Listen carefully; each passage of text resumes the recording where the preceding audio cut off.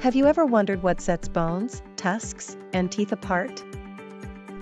While they share some similarities, there are distinct differences. Bones, for example, provide structural support and produce blood cells. Tusks, on the other hand, can be used for defense and attracting mates. Teeth are primarily used for chewing and breaking down food. Bones are mostly made of collagen and calcium phosphate. Tusks are primarily made of dentin, with a thin layer of enamel. Teeth have an outer layer of enamel, with dentin and a pulp core. Bones are found throughout the body forming the internal skeleton. Tusks are protruding, elongated teeth extending beyond the animal's mouth. Teeth are set within the jawbones of the mouth.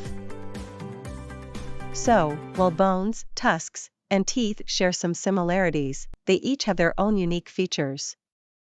Like, subscribe and share, but don't drink too much coffee. It will turn your teeth brown.